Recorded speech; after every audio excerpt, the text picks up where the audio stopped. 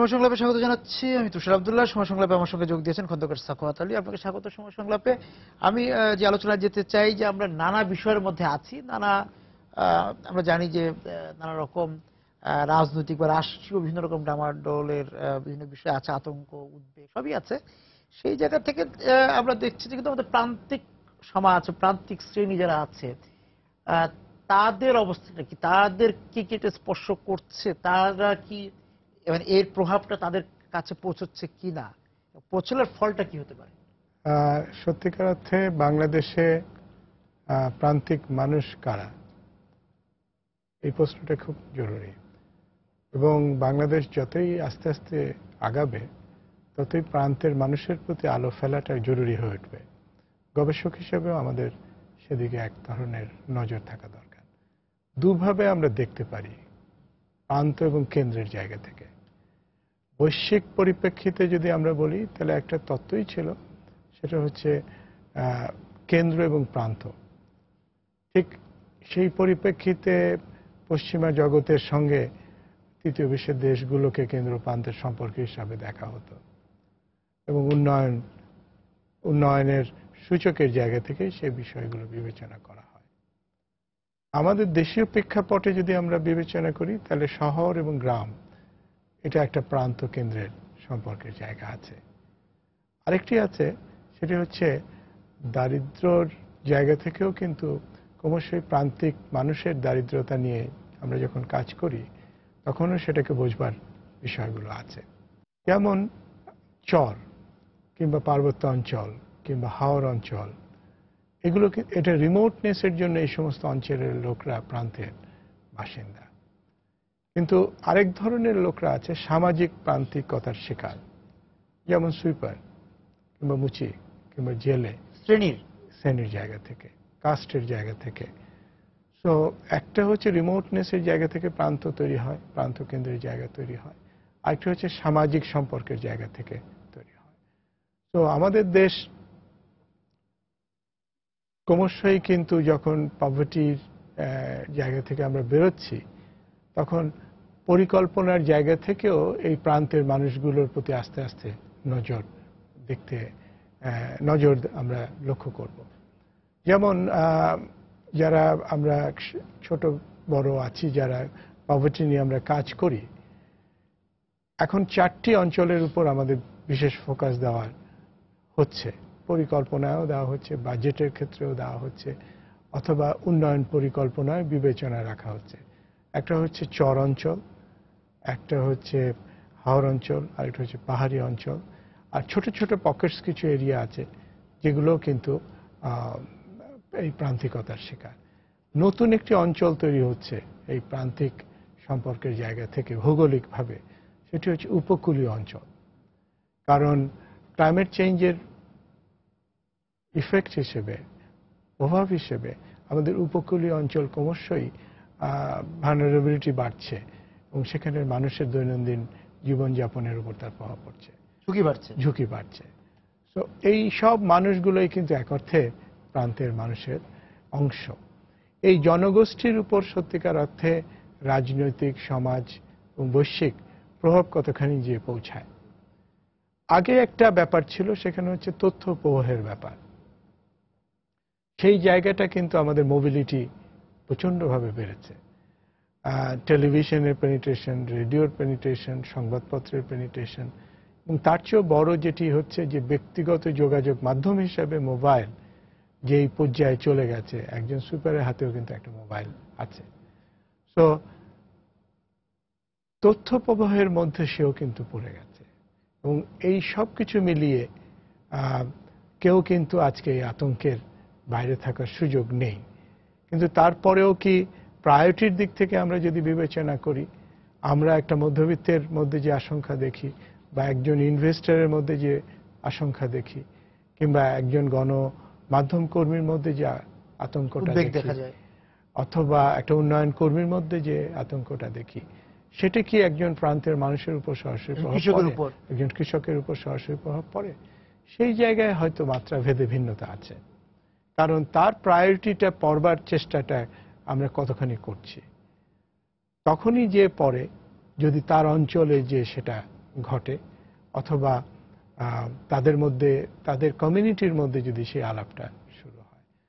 তো এখনো বলা যেতে পারে যে বিশ্বের এত বড় বড় ঘটনা নিশ্চিতভাবেই যেমন আমাদের গরিব মানুষকে খুব বেশি প্রভাবিত করে না, ঠিক অনেক ডামাডলের পড়া এই সমস্ত ঘটনা শেষ পর্যন্ত যে প্রান্তিক মানুষকে বেশি উদ্বিগ্ন করে না, যতটা বেশি উদ্বিগ্ন করে মধ্যস্তরের সচেতন তথ্য প্রবাহের মধ্যে অনবরত আছেন যারা তাদেরকে। তাহলে সামগ্রিক উৎপাদন ব্যবস্থা, সেই ব্যবস্থা তাহলে সেই প্রভাবটা পড়ার সম্ভাবনা কম।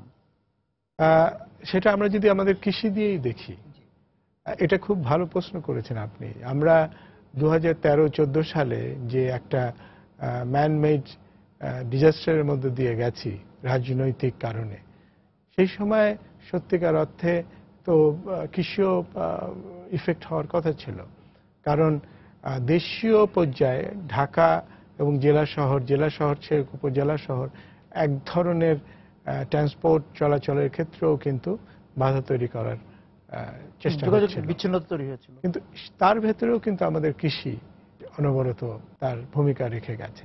আপনি লক্ষ্য করবেন সেই সময় কিন্তু একসময় উদ্বেগের কারণ ভাবা হচ্ছিল যে ঢাকা শহরের সাপ্লাই চেইন বন্ধ হয়ে যাবে কিনা। এটা দুই দিক থেকে, একটা হচ্ছে ইনপুটের দিক থেকে, আউটপুটের দিক থেকে। ইনপুটের দিক থেকে কেমন করে, আমরা পিপিআরসির পক্ষ থেকে একটা গবেষণা করতে যাই, সেটা হচ্ছে রোড অ্যাক্সিডেন্ট নিয়ে, এবং সেই সময় আমার যে সেগমেন্টটা ছিল সেটা হচ্ছে পার্টিসিপেটরি অংশটা, এবং সেখানে সত্যিকার অর্থে প্রান্তের এবং কেন্দ্রের যোগাযোগ নিয়ে কিছু আলাপচারিতার সুযোগ হয় নানা লোকের মধ্যে, বিশেষত প্রান্তের মানুষদের সাথে। তখন একটা নতুন বিষয় আমি আবিষ্কার করি বা পর্যবেক্ষণ আমাদের নজরে আসে, সেটি হচ্ছে আমাদের প্রান্ত কেন্দ্রের সম্পর্ক নির্ভরশীলতা আগের যে কোনো সময়ের চেয়ে অনেক কমে গেছে। এবং প্রান্ত নিয়ে আলোচনা ছিলাম আমরা যে জায়গাটা বলছিলাম, ওই গবেষণায় একটা খুব আই ওপেনিং একটা অবজারভেশন পার্টিকুলারলি আমার ব্যক্তিগতভাবে হলো। সেটি হচ্ছে যে আমাদের উপজেলা পর্যায় পর্যন্ত এবং ইউনিয়ন এবং গ্রাম পর্যায় পর্যন্ত যে মোবিলিটি বেড়েছে, তার কারণ হচ্ছে আমাদের যে স্থানীয় সরকারের যে রাস্তা, সেটা কিন্তু ক্রমশই আকারে বড় করতে হচ্ছে। এটা আগে ছিল 12 ফিট, এখন এটা 18 ফিট করতে হচ্ছে। তার মূল কারণ গ্রামের মানুষের সঙ্গে আলাপ করতে গিয়ে বোঝা গেল, এবং ওই গ্রাম মানে উপজেলা এবং ইউনিয়ন পরিষদের রাস্তায় হাঁটতে চলতে আমরা দেখতে পাচ্ছিলাম, সেটা হচ্ছে যে কি নিয়ে যাচ্ছে। এক তো মানুষের যোগাযোগটা বাড়ছে, আরেকটা হচ্ছে যে এগ্রিকালচার ইনপুটসগুলো, সার, বীজ, ডিজেল, এই সমস্ত জিনিসগুলো যে যেতে হচ্ছে। আরেকটা হচ্ছে আবার আউটপুটগুলো, যেমন ধান, চাল, তারপরে সবজি, রাইট, তারপরে হচ্ছে পোলট্রি, তারপরে গরু, এইগুলো আবার শহর পানে আসতেছে। সো ওই যে আপনি হাইওয়েতে এসে উঠছে আমাদের উপজেলা থেকে সমস্ত কিছু। সো এই উৎপাদন ব্যবস্থা, অর্থনৈতিক সম্পর্কের মধ্যেও প্রান্ত এবং কেন্দ্রের সম্পর্কটা কিন্তু প্রবল এবং নিবিড় হয়ে যাচ্ছে। বলছেন স্থানিক দূরত্ব, স্থানিক দুর্গম জায়গা, মানে মনস্তাত্ত্বিক ভাবেও কি আমরা কোনো গোষ্ঠীকে, কোনো শ্রেণীকে দুর্গম জায়গায় রেখে দিয়েছি?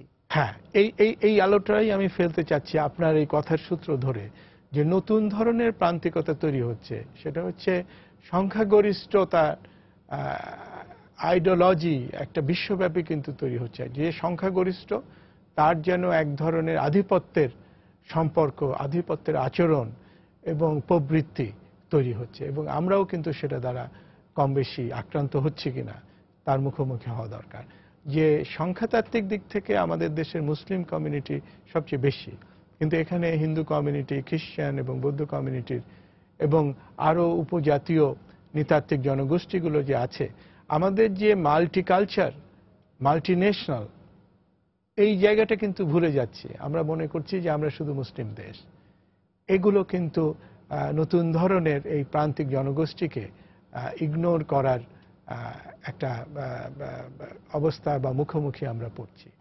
সেই জায়গাতে আমি মনে করি গবেষক, বিশ্লেষক এবং গণমাধ্যম কর্মীদের বারবার স্মরণ করিয়ে দেওয়া যে আমাদের সংস্কৃতির যে বহুমুখীনতা, আমাদের জাতিসত্তার যে বহুমুখীনতা এবং বহুমুখীনতা সহ আমাদের মধ্যে যে একক জাতিসত্তা আছে, সেটাকে লালন করার তাগিদ কিন্তু স্মরণ করিয়ে দেয়। এবং অর্থনৈতিক ক্ষেত্রেও কিন্তু একটা বড় ধরনের প্রান্তিক কেন্দ্রের সম্পর্কের কথাও আমাদের স্মরণ করিয়ে দেওয়া হচ্ছে। সেটা আমাদের সাম্প্রতিক গবেষণায় পিপিএসসি থেকে একটা গবেষণায় হয়েছে। এটা এখনো মূল গবেষণাটা প্রচার হয়নি। এটা ইউএনডিপি পিপিএসসির একটা গবেষণা, হোসেন জিল্লুরের নেতৃত্বে এটা হচ্ছে। আমি এটার অংশ নই, কিন্তু তারপরেও পেপারে এবং হোসেন জিল্লুরের সঙ্গে আলাপের পরিপ্রেক্ষিতে আমরা দেখছি যে একটা ভালো গবেষণার ফল এই গবেষণা থেকে আসবে। এবং যেখানে কিন্তু বেরিয়ে আসছে এই যে ঢাকা শহর মুখীন মানুষ কেন, কারণ এই কেন্দ্রীয় নগরগুলোতেই আমাদের উপার্জনের সুযোগগুলো বেশি। সুতরাং কেন্দ্রের প্রতি এক ধরনের প্রান্তের আকর্ষণ বোধ করে অর্থনৈতিক নির্ভরতা। সো পুরো বিশ্বব্যাপী কিন্তু এটা একটা প্রবণতা ক্রমশই বাড়ছে, এবং যে কারণে মাইগ্রেশন, অভ্যন্তরীণ নগর যে গ্রামের কাছে চলে যাচ্ছে তারপরও কেন্দ্রের প্রতি নির্ভরতা কমছে না। সেটার কারণ হচ্ছে যে যেখানে আয় বেশি সেখানেই মানুষ কিন্তু যাবে। যেমন পিঁপড়া যেমন পথ আরো মানে প্রশস্ত করে সহজ করে দেয়, এবং যেখানে আপনি পিঁপড়ার চরিত্রের মতনই কিন্তু এই মাইগ্রেশন চরিত্রটা, যেখানে আপনি মিষ্টি দেখবেন পিঁপড়া সেখানে যাবে। আয়ের সুযোগ যেখানে থাকবে মানুষ কিন্তু সেখানে যে তার স্টার্টার হিসাবে সেখানে সে তার জীবিকার সুযোগটা করতে চায়। ঢাকা শহর কিন্তু প্রফেশনাল স্টার্টার। আমিও কিন্তু আপনি দেখবেন, আমি কিন্তু চট্টগ্রামের মানুষ হওয়া মানুষ, পেশাগতভাবেই কিন্তু আমি ঢাকায় এখন আছি এবং ঢাকার নাগরিক হয়ে উঠেছি। সো ঢাকা এই নগর ক্রমশই কিন্তু এ ধরনের প্রান্তের পোটেনশিয়াল প্রফেশনালসদের এবং শ্রমিকদের, শ্রমজীবীদের সবাইকেই কিন্তু আপন করে নেয় তার চাহিদার জায়গা থেকে। সেটা একটা বিষয় আছে। আরেকটি জিনিস আপনি দেখবেন যে বিশ্বায়নের পরিপ্রেক্ষিতেও প্রান্তের এবং কেন্দ্রের একটা সম্পর্ক কিন্তু তৈরি হচ্ছে। আপনি দেখেন আমাদের ঈদ উদযাপনেরও একটা প্যাটার্ন চেঞ্জ হচ্ছে। সেটা হচ্ছে যে সকালে দেখা যাবে যে আমাদের প্রবাসী যে সমস্ত পারিবারিক সদস্য আছে তাদের সঙ্গে একটা টেলিফোন সংলাপের মধ্য দিয়ে ঈদ উদযাপনের স্কাইপ বা ওই জায়গাগুলোতে হচ্ছে। সো এবং প্রান্তের কেন্দ্র থেকে প্রান্তেরও সংস্কৃতি কিন্তু আমাদের এখানে আসছে। তো ক্রমশই প্রান্ত কেন্দ্রের এক ধরনের সম্মিলনের মধ্য দিয়েই এক ধরনের সামাজিক গতিশীলতার মধ্য দিয়ে আমরা আগাচ্ছি। আমরা সমাজতত্ত্ব থেকে এটাকে গতিশীলতা উৎপাদন ব্যবস্থা থাকলাম, তার সঙ্গে বিনিয়োগ খুব গুরুত্বপূর্ণ। বিনিয়োগের কি অবস্থা এখন প্রান্তে সেটা একটু শুনুন। এই যে আমরা যে হট্টগোলের কথা বলছিলাম, জামামার কথা বলছিলাম, সেই জায়গা থেকে উদ্বেগ উৎকণ্ঠা আসছে, এবং তাকে বিনিয়োগে কোনো প্রভাব পড়লো কিনা, পড়ছে কিনা বিনিয়োগ? তাহলে প্রান্তে যায় কি? আমাদের সরকারি পাবলিক যে ইনভেস্টমেন্টগুলো সেগুলোই, এবং কৃষি এবং ছোট ছোট এসএমই কিছু গড়ে উঠছে উপজেলা কেন্দ্রিক এই জায়গাগুলোতে। ইদানিং আপনি 100টা ইকোনমিক জোন করার কথা ভাবা হচ্ছে। এগুলো আসলে একটা বড় ধরনের পরিবর্তন আসবে, কিন্তু পুরো বিশ্বব্যাপী এই ট্রেন্ডটা কিন্তু এখন দৃশ্যমান। সেটা হচ্ছে বৈষম্যের দুটো দিক হচ্ছে। একটা হচ্ছে যে আঞ্চলিক বৈষম্য, একই দেশের ভেতরে গ্রাম শহরের মধ্যে আপনার এক ধরনের বৈষম্যের দৃশ্যমান, এবং বিশেষত শিক্ষা স্বাস্থ্যের ক্ষেত্র তো বলাই বাহুল্য, আর অন্য অন্য সুবিধা দিয়েও খুবই কম। সো বাংলাদেশের ঢাকার বাইরে অন্য সবকিছুই তো মফস্বল, এমনকি চট্টগ্রামও এক অর্থে মফস্বল, হ্যাঁ, মনস্তাত্ত্বিকভাবে, এবং এক ধরনের ঢাকা কেন্দ্রিকতা আছে, এবং যার ফলে মনস্তাত্ত্বিকভাবেই ঢাকা কেন্দ্রিক একটা জনপদ। কিন্তু বৈশ্বিকভাবেও যদি আপনি দেখেন, প্রযুক্তিগত উন্নয়নের কারণে আয় বৈষম্য কিন্তু প্রচণ্ডভাবে বাড়ছে, এবং এর কারণে মুষ্টিমেয় কিছু কর্পোরেট কোম্পানির হাতেই কিন্তু অর্থনৈতিক কেন্দ্রভূত হয়ে যাচ্ছে। এবং আমরা ক্রমশই অর্থনৈতিকভাবে বিশ্বায়নের সঙ্গে সম্পৃক্ত হওয়ার মধ্য দিয়ে আমাদের দেশেও কিন্তু এই ধারাগুলো ক্রমশই দৃশ্যমান হবে। আমাদের যারা বাইরে কাজ করছেন, যাদের একটি বড় অংশ কিন্তু কাজ করছে হচ্ছে মধ্যপ্রাচ্যের এবং মালয়েশিয়া, এই সমস্ত দেশগুলোতে। অর্থাৎ যারা শ্রমজীবী মানুষ, কৃষকের ঘরের সন্তান, তারা কিন্তু আয় রোজগার করে দেশেই পাঠাচ্ছে। সাম্প্রতিক একটি গবেষণা এবং রিপোর্টে দেখা যাচ্ছে যে এদের ৭৫% পয়সাই কিন্তু সত্যিকার অর্থে ভোগ বিলাস এই ধরনের কাজে হয়ে যাচ্ছে, ব্যবহার হয়ে যাচ্ছে, অর্থাৎ তাদের দৈনন্দিনতার জায়গায় চলে যাচ্ছে। অর্থাৎ ক্যাপিটাল ডেভেলপমেন্ট, ক্যাপিটাল ইনভেস্টমেন্ট, উৎপাদনের এই পয়সাটা ততটা যাচ্ছে না। উৎপাদনশীলতায় যদি এই পয়সাকে নিয়ে যাওয়া যায়, তাহলে গ্রামের উন্নয়নে আসলে এই সংযোগটা আমরা যতখানি ইতিবাচক হিসাবে দেখি, সেটা ধারাবাহিকভাবে কিন্তু দিতে পারবে না। আরেকটি ইম্পর্টেন্ট দিক, সেটা হচ্ছে মধ্যবর্তী আয়ে যেতে হলে আমাদের শিক্ষার জায়গায় যে বিনিয়োগটা দরকার, সেই বিনিয়োগটা কিন্তু হচ্ছে, সেটা পারিবারিক পর্যায়ে এবং রাষ্ট্রীয় পর্যায়েও হচ্ছে। কিন্তু মান উন্নয়নের ক্ষেত্রে যে মনোযোগটা রাষ্ট্রীয় জায়গা থেকে দেখা দরকার, নীতির জায়গা থেকে দেখা দরকার, এবং সত্যিকার অর্থে বড় ধরনের বিনিয়োগ পরিকল্পনা থাকা দরকার, যেটা আপনার প্রোগ্রামে আমরা বারবার আলাপ করেছি, সেটার অনুপস্থিতির কারণে একটা বড় ধরনের বেকারত্ব, শিক্ষিত বেকারত্বের হার বাড়ছে। এটা কিন্তু আমাদের গ্রাম অর্থনীতির জন্য, প্রান্তের জন্য এবং দেশের সার্বিক অর্থনীতির জন্য, কেন্দ্রের ক্ষেত্রেও একই প্রযোজ্য। এটা কিন্তু আমাদের অর্থনীতিতে একটা নেতিবাচক দিকগুলো আনবে। আমরা মধ্যবর্তী আয়ের পরে যে আশাবাদের কথা বলছি, এই ক্রিটিকগুলো আমি মনে করি সমমাত্রায় রাখা উচিত আমাদের ট্র্যাক রেকর্ডটা ধরে রাখার জন্য।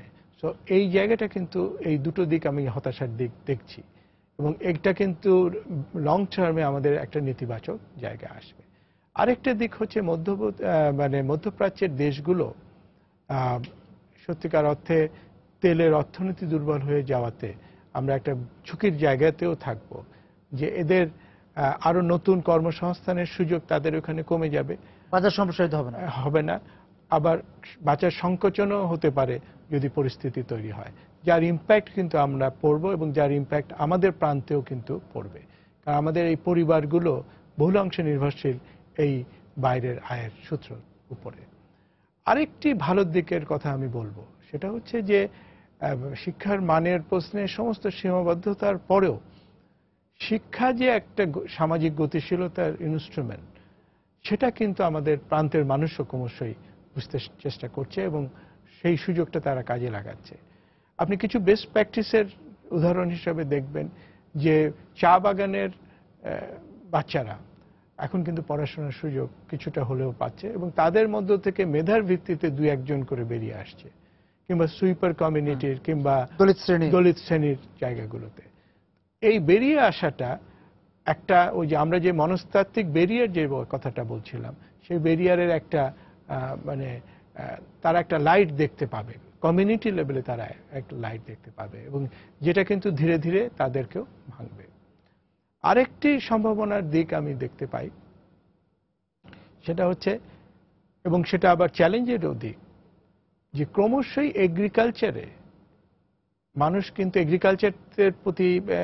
এগ্রিকালচারের আগ্রহ কমে যাচ্ছে, এবং এগুলোর লেবার ফোর্স কিন্তু আমাদের একটা চ্যালেঞ্জের জায়গায় যাবে। এই শিক্ষায় যতই মানুষ সুযোগ পাবে, এবং সেখানে আমাদের শ্রমিক সংকট দেখা দেবে, এবং অকৃষি পেশায় যখন যাবে, সেই জায়গাটা আসার দিক, যে জায়গাটা আমি বলছি, এটা আমরা বুঝতে সক্ষম হচ্ছি, এবং ক্রমশই দেখেন খুব দ্রুত কৃষির কিন্তু অটোমেশন হচ্ছে, কৃষির আধুনিকায়ন হচ্ছে, যন্ত্রের ব্যবহার শুরু হয়েছে, যন্ত্র নির্ভরতা বেড়েছে। এটা কিন্তু আমাদের লাগবে, এবং এগুলো থেকেই কিন্তু আমাদের বেসিক ইন্ডাস্ট্রির স্কোপসগুলো কিন্তু গ্রামের গতি আসবে, সুযোগগুলো হবে।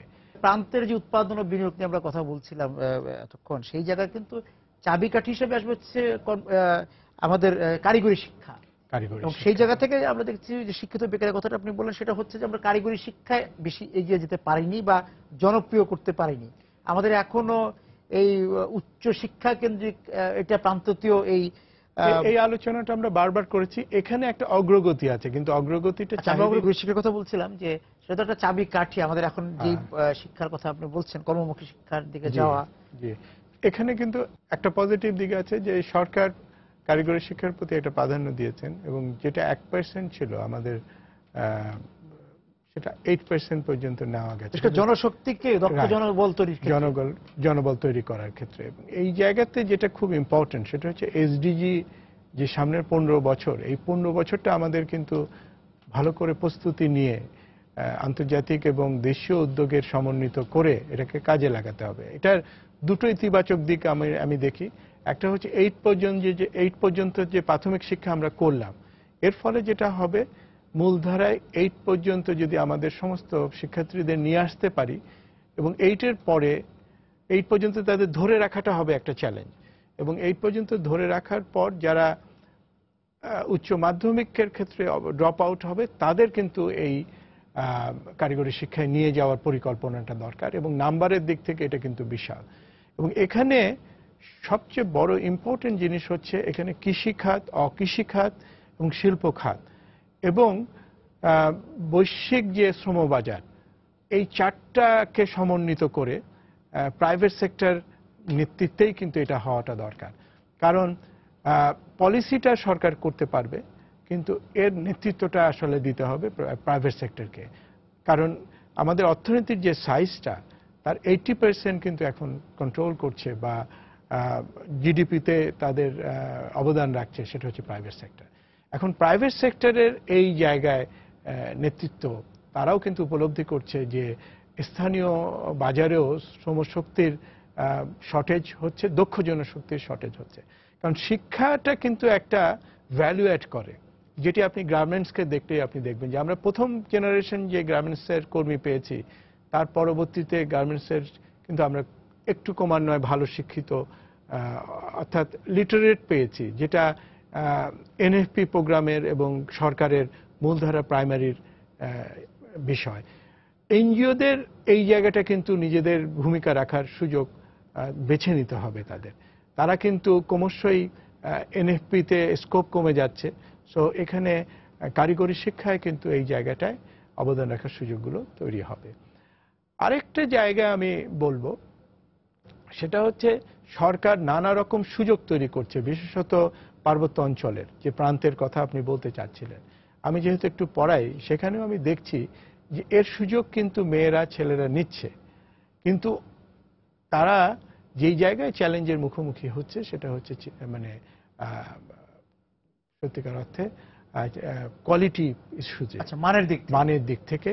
এবং এটা কিন্তু সত্যিকার অর্থে আজকে বলতে বাধ্য হচ্ছে আমরা, এই যে GPA 5-এর যে প্রাধান্য বরাবরই বলছি, যেটা ক্লাসরুমে এসে কিন্তু এর হতশ্রী চেহারা ক্রমশই উচ্চশিক্ষায় এসে আমরা যেহেতু আন্ডারগ্রেডের পড়াই, সেখানে কিন্তু প্রত্যক্ষ দেখছি। এবং এই সরকারের যারা SSC HSC পাশ করে বেরোচ্ছেন, তারাই কিন্তু এখন উচ্চশিক্ষায় এসছেন। সো এই যে সৃজনশীল পদ্ধতিতে যে আমরা আশাবাদ করেছিলাম, সেটা কিন্তু একটা নেতিবাচক প্রভাব কিন্তু দেখা গেছে। এটা মেরামত করাটা খুব জরুরি। আরেকটা জায়গায় খুব ইম্পর্টেন্ট, সেটি হচ্ছে প্রান্ত কেন্দ্রের সম্পর্কের জায়গাটা, যেটা আমি বলতে চাই একটা অসাধারণ সামাজিক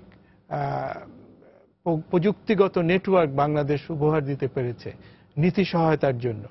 সেটি হচ্ছে, এবং সেটি আমাদের প্রাইম মিনিস্টারের দূরদর্শিতার কথা আমি বলবো।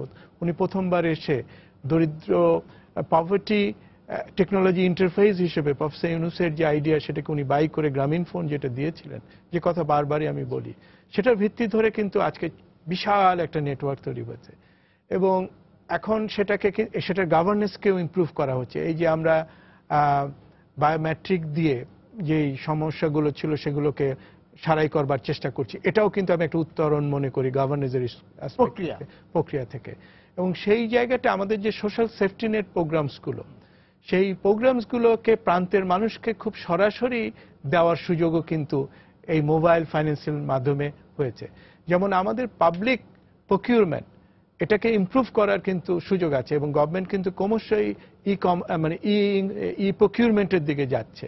সো এখানে এই যে প্রান্তের মানুষ যদি দক্ষতা নিয়ে থাকে, তার যেমন কেন্দ্রের সঙ্গে কাজ করবার সুযোগ আছে, এই নেটওয়ার্কটা, এই কানেক্টিভিটিটা কিন্তু প্রান্ত কেন্দ্রের মানে সম্ভাবনার হরাইজনটা অনেক বৃদ্ধি করেছে। আমি আরেকটি কথা বলে এই জায়গাটা আশাবাদটা দেখতে চাই।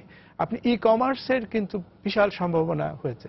আপনি দেখবেন যে মাইক্রো ফাইন্যান্সে সিটি ব্যাংক কিছু পুরস্কার দেয় আপনার স্থানীয় উদ্যোক্তাদের। আপনার মনে আছে নিশ্চয়ই যে বাংলাদেশে ব্যাট তৈরি করেন খুলনাতে বসে আমাদের এক মা, আমার এক বোন, তিনি কিন্তু এটা এক্সপোর্ট করেন।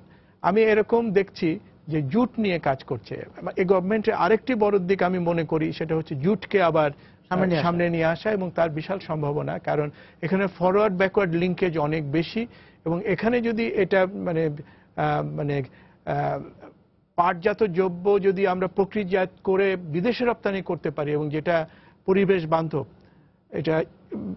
এটা কিন্তু একটা বড় আয়ের সূত্র হতে পারে।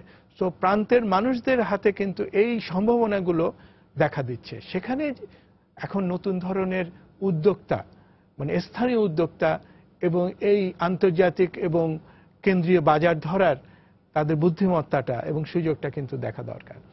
আরেকটি দেখেন, বাংলাদেশ ক্রমশ অ্যাপসের মধ্যে যাচ্ছে তরুণ প্রজন্ম, এবং যারা এই সোশ্যাল প্রবলেমসগুলো বিভিন্ন সার্ভিস ওরিয়েন্টেড অ্যাপস তৈরি করবার কথা ভাবছে, যেগুলো কিন্তু একটা বড় ধরনের সলিউশন করতে, এবং সেগুলো আমাদের প্রান্ত এবং কেন্দ্রের দূরত্ব কমানোর জন্য কাজ করছে এবং কমিয়ে আনবে। প্রান্ত এবং কেন্দ্রের মধ্যে দূরত্ব যত কমে আসবে তত আপনি যেটা বলছিলেন যে বিনিয়োগ এবং উৎপাদন বাড়বে এবং সামাজিক স্থিতিশীলতাও এটা অবদান রাখবে। আরেকটি কথা বলে শেষ করব, সেটি হচ্ছে বয়সভিত্তিকও এক ধরনের প্রান্তিকতা আছে আমাদের দেশে। আমি তিনটি বয়সভিত্তিক গ্রুপকে প্রান্তের মানুষ মনে করি। শিশু, আরেকটা হচ্ছে অ্যাডোলেসেন্ট, আরেকটা হচ্ছে চারটে বলবো, অ্যাডোলেসেন্ট, আরেকটি হচ্ছে নারী, আর প্রবীণ, আরেকটা হচ্ছে প্রবীণ।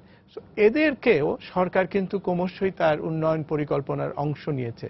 সো তাদের যে রিমোটনেস, তাদের যে প্রান্তিক অবস্থানটা, সেটিও কিন্তু অর্থনৈতিকভাবে অ্যাড্রেস করা। সেক্ষেত্রে স্থানিক এবং শ্রেণীগত প্রান্তিকতাকে জয় করতে হবে, সেই এক ধরনের সমন্বয়ের হবে। আপনাকে অনেক ধন্যবাদ আজকে আমাদের সঙ্গে যোগ দেওয়ার জন্য। দর্শক যারা ছিলেন সময় সংলাপের সঙ্গে আলোচনা, আপনাদেরকে ধন্যবাদ জানিয়ে শেষ করছি আজকের সময় সংলাপ। দেখা হবে আগামী দিন। সবাই সুন্দর থাকুন।